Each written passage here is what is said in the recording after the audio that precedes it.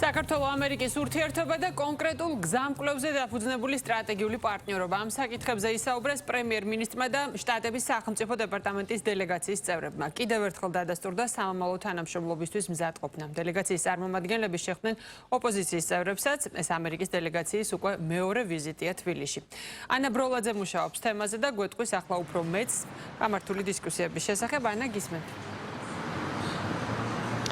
დელეგაცია, რომლის შემადგენლობაშიც იმყოფებიან სახელმწიფო მდივნის ოფისის წარმომადგენელი, სპეციალური თანაშემწე და სახელმწიფო დეპარტამენტის ევროპისა და აზიის საქმეთა ბიუროს წარმომადგენელი გუშინ ჩამოვიდა ქვეყანაში და ისინი 5 დღის განმავლობაში იქნებიან თბილისში და გამართავენ შეხვედრებს. ასეთი არის ამერიკის შეერთებული შტატების საელჩოს მიერ გავრცელებული ინფორმაცია. პირველი შეხვედრა შედგა საქართველოს მთავრობის მეთაურთან და ამ შეხვედრის შემდგომ პრემიერის ადმინისტრაციამ ბუნებრივია გაავრცელა ინფორმაცია და ინფორმაციაში აღნიშნულია, რომ ირაკლი კობახიძემ კიდევ ერთხელ დაადასტურა საქართველოს მთავრობის მზადყოფნა ურთიერთპატივისცემაზე დაფუძნებული ორმხრივი ურთიერთობების სუფთა ფურცლიდან განახლებისთვის.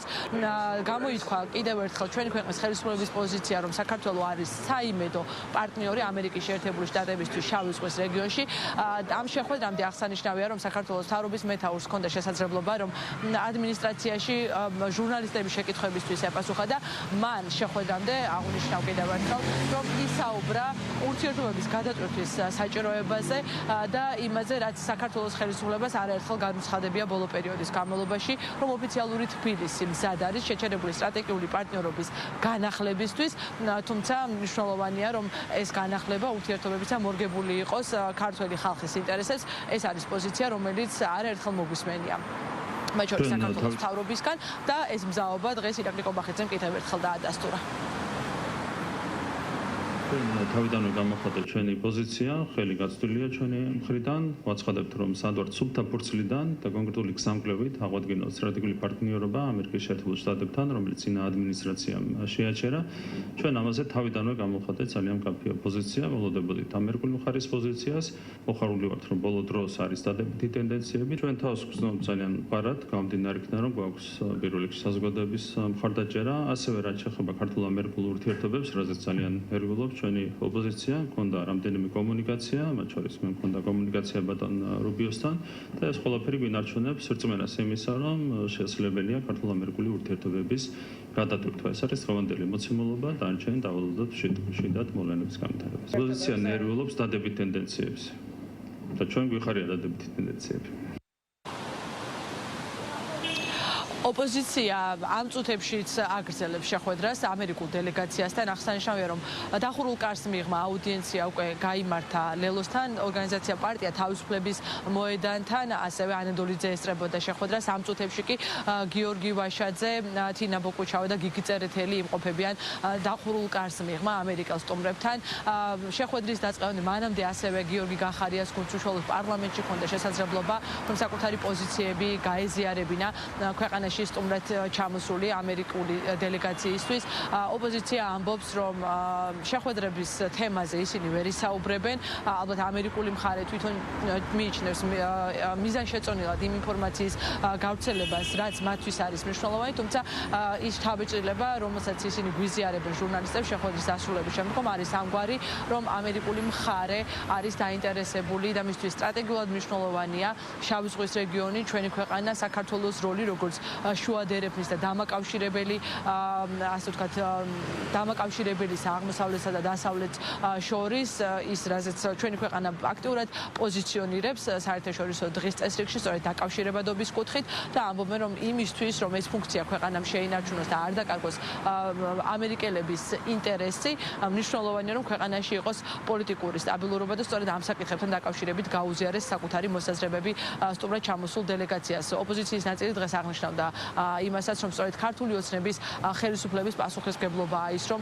საქართველოში ჩამოდიან ასე ვთქვათ დეპარტამენტის წარმომადგენლები, მაშინ როდესაც ვრცელდება ინფორმაცია, რომ თავად სახელმწიფო მდივანი მარკო რუბიო სწორედ 26 მაისს ესტუმრება ჩვენს მეზობელ სომხეთს და ისინი აქცენტს აკეთებენ იმაზე, რომ საქართველოს ამერიკასთან ურთიერთობები დააზიანა იმგვარად, რომ თავად სახელმწიფო მდივანი ჩადის ერევანში და არა თბილისში, როდესაც ჩვენი ქვეყანა იზეიმებს მაგალითად დამოუკიდებლობის დღეს.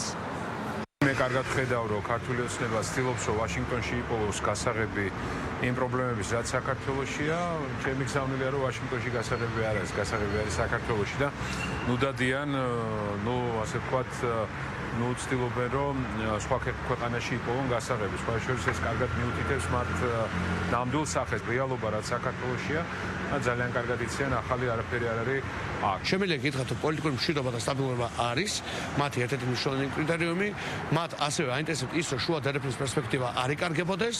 მათ ძალიან კარგად ესმით, რომ პოლიტიკური კრიზისი ვნებს ქართულ ეკონომიკურ და პოლიტიკურ ინტერესებს და ამერიკულ ინტერესებს მათ შორის.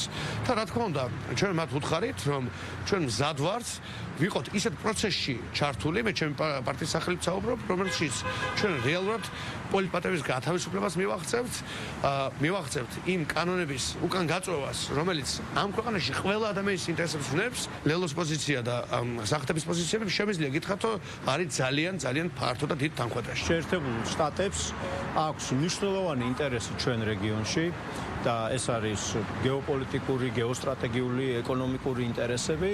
ამ რეგიონულ ინტერესებს ჭირდება ასევე საქართველოს. ამ ინტერესების განხორციელებას ჭირდება სტაბილური, დემოკრატიული და სამართლიანი გარემო, იმიტომ რომ ეს ინტერესები ვერ განხორციელდება სხვაგვარად. ამიტომ ამ ქვეყანაში უნდა არსებობდეს სამართლიანობა, უნდა არსებობდეს დემოკრატია. ამერიკული დელეგაციის ინტერესის სფეროს, რა თქმა უნდა, წარმოადგენს საქართველოში მიმდინარე პოლიტიკური პროცესის შესახებ უფრო მეტი ინფორმაციის მიღება. ჩვენ დეტალურად გავაცანით ჩვენი გუნდის საქმიანობა, როგორც საპარლამენტო, ისე არასაპარლამენტო კუთხით. განსაკუთრებული აქცენტი იყო საგარეო პოლიტიკაზე. საქართველოს დამოუკიდებლობის დღეს 26 მაისს ამერიკის შეერთებული შტატების სახელმწიფო მდივანი მარკო რუბიო იქნება სომხეთში და არ იქნება საქართველოში. თავისთავად ესეც არის მორიგი გზავნილი საქართველოსთვის, რომ მანამ სანამ თავად ოცნება არ იქნება მზად სერიოზული ნაბიჯების გადასარქმელად, იქამდე უმაღლეს დონეზე შეხვედრების მოლოდინი არ უნდა გქონდეს. კრიტიკის პასუხად, ოპოზიციისგან წამოსული კრიტიკის და შენიშვნების პასუხად, ქართული ოცნების საპარლამენტო გუნდი კიდევ ერთხელ აცხადებს, რომ მიზანი არის, რომ ურთიერთობები გადაიჭვირთოს, გაჯანსაღდეს, რომ წინა ადმინისტრაციამ გარკვეულწილად მიიღო ისეთი გადაწყვეტილებები, რომელმაც დარტყმა მიაყენა სტრატეგიულ პარტნიორობას საქართველოსა და ამერიკის შეერთებულ შტატებს შორის. არაერთხელ უსაუბრია ასევე ქართული ოცნების გუნდს, მათი გადმოსახედიდან რა იყო წინა ადმინისტრაციის მიერ მიღებული გადაწყვეტილებების მიზანი. მმართველი გუნდი ხშირად საუბრობდა ეგრეთ წოდებული deep state-ის ინტერესებზე, თუმცა მათ აქვთ მოლოდინი, რომ ახალი ადმინისტრაცია და ტრამპის გუნდი მოახერხებს ურთიერთობების გადაწყვეტას ჩვენს ქვეყანასთან მიმართებაში და საპარლამენტო დონეზეც მზაობა არის გაცხადებული ქართული ოცნების მხრიდან, რომ მათ საკუთარი პოზიტიური წვლილი შეიტანონ ქართულ-ამერიკული შეჩერებული სტრატეგიული პარტნიორობის გაჩანსაღებაში. მიხარია, რომ სომხეთში არის ესეთი ვიზიტები და ერთი რამე ვიცოდეთ, რომ არც ზანგეზურის დერეფანი არ არის, ასე ვთქვათ, არანაირ წინააღმდეგობაში შუა დერეფნის პოლიტიკასთან. პირიქით, რაც უფრო, ასე ვთქვათ, მყარი იქნება სამხრეთ კავკასიის ამ სამი სახელმწიფოს თანამშრომლობა და მათი, ასე ვთქვათ, დაკავშირებადობის კუთხით ფუნქცია გაიზრდება, ეს თლიანად შუა დერეფნის სტაბილურობას, აუცილებლობას და მოთხოვნადობას ზრდის. ამიტომ აქ არანაირი ალტერნატივა და დაპირისპირება ამ კუთხით არ ხდება. წინა ადმინისტრაციამ ამერიკის შეერთებული შტატებისა რა უმძიმეს ვითარებამდე მიიყვანა საქართველოსთან ამერიკის შეერთებული შტატების ურთიერთობა. ამიტომ ამ გაფუჭებულ საქმეს, მოდი ესე ვთქვათ, გარკვეული დიდი დრო ჭირდება, რომ ეს ნელ-ნელა შემოტრიალდეს. პროცესი ამ მიმართულებით დაწყებულია, მაგრამ იმასაც უყურებთ, რომ ამ პროცესის წინააღმდეგ ეს კანდელაკები და ძმანი მათნი ცდილობენ, რომ ხელი შეუშალონ. ჩვენ გადატვირთვას ვილაპარაკობთ, ჩვენ იმასაც უნდა ველოდეთ, რომ ამერიკის შეერთებული შტატების მხრიდან, როგორც ეს იყო, უკვე განვითარდა, გარკვეული პროცესები მიმდინარეობს. იქნება კიდევ არაერთი ვიზიტი, საქმიანი შეხვედრა, განხილვები, გარკვეული თემების, ეკონომიკას ეხება, ეს პოლიტიკას ეხება, შიდა ვითარებას თუ გარე ვითარებას, განსაკუთრებით ამ თემაზე ბევრი მსჯელობა კიდევ არის მოსალოდნელი. ვინაიდან საქართველოს თავის მცირე რესურსებით მაინც იმყოფება ისეთ გეოგრაფიულ პოზიციაზე, რომლის მიმართ დიდი ინტერესია.